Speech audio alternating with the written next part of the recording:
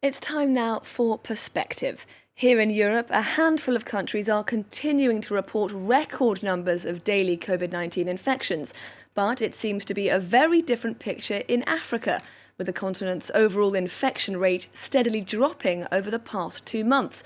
So, has Africa really been spared the worst of this pandemic? And if so, why? My guest today is Matshidiso Moeti, Africa Director for the World Health Organization. Thank you very much indeed for speaking to us here on France 24 today. Now, how would you say the continent is faring at this point in the pandemic?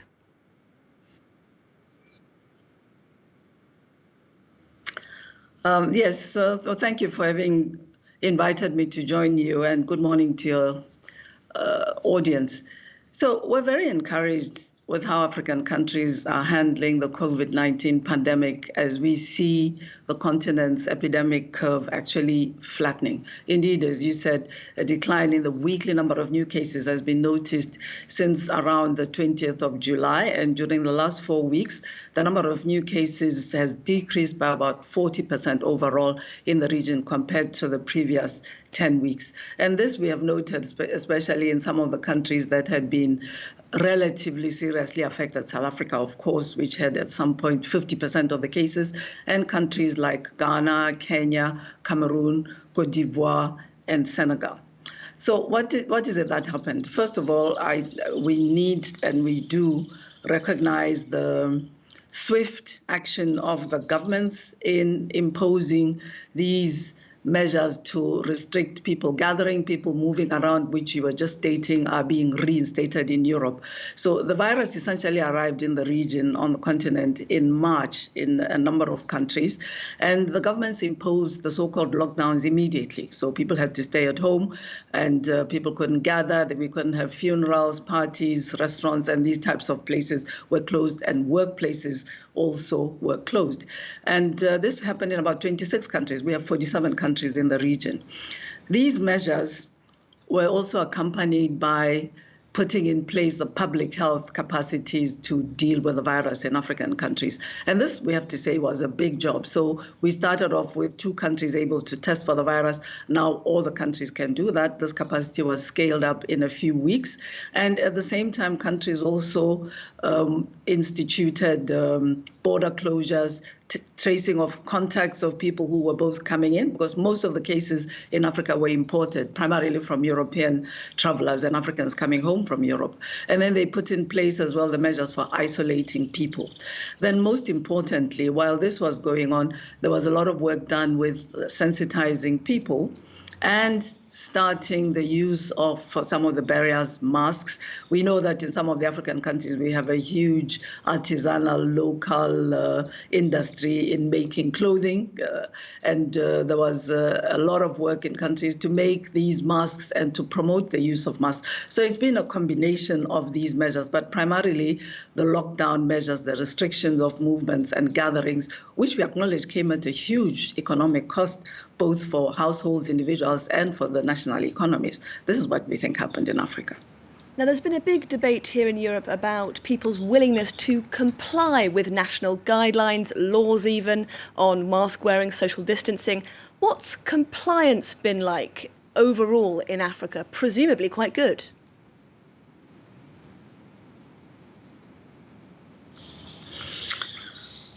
It has, on the whole, been quite good. I mean, these are not easy measures to impose. And, if we look at the conditions of life, the socioeconomic conditions in many African countries, you have big families, big households.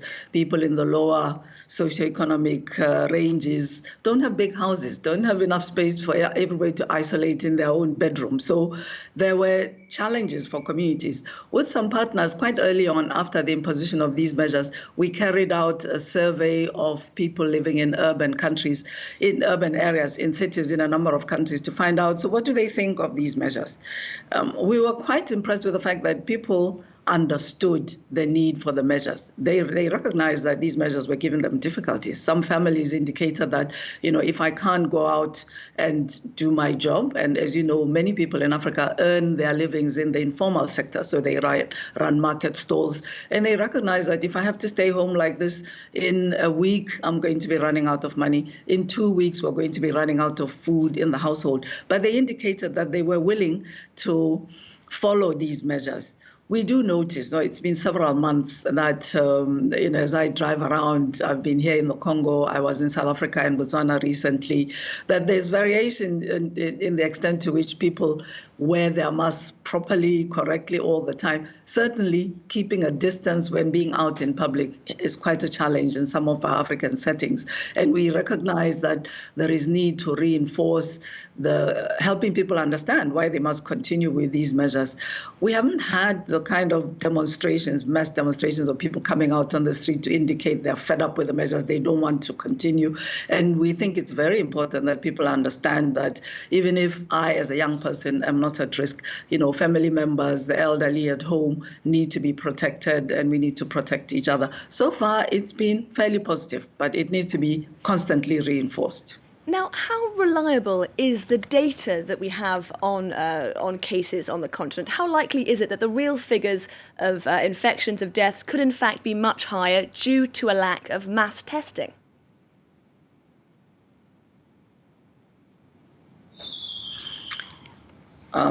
Yes, I think we recognize very much that, due to the fact that this is a global pandemic, and African countries have been challenged to have access to all the supplies for testing that they needed, there is likely a certain degree of underestimation of the number of people who are truly infected.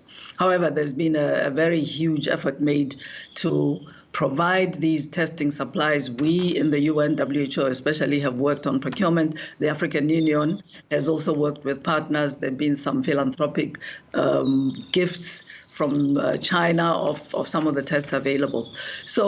So far, we've had countries carry out over 10.5 million tests. We recognize there needed to be many more tests carried out.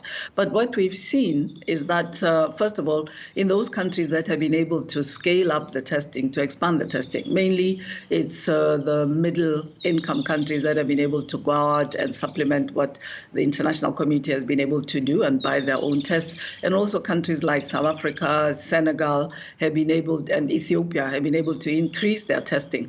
And what we have seen is that we've recommended that countries carry out 10 tests per 10,000 people to have a good idea of what's happening. And about a third, just under a third of countries have been able to do that. Another group of countries have been able to do between 5 to 10 tests per 10,000 people. And these are countries like Uganda, Kenya, Guinea, etc. In South Africa, for example, when they scaled up the testing, in the hotspots, so to speak, the rate of testing, so of those that were positive, was relatively high, showing that we are indeed finding the people that are infected. And then in other areas in the same country, the test positivity rates was quite low. In some parts of South Africa, it was about 3%, showing that even if we go beyond health facilities and test sick people and go out into the community, asymptomatic people, we don't find that many people positive. So I'm so sorry, we're going to have to end it there. We have run out of time. However, I'm so sorry to interrupt you. Matshidiso Moeti, Africa Director of the World Health Organization, thank you very much. A reminder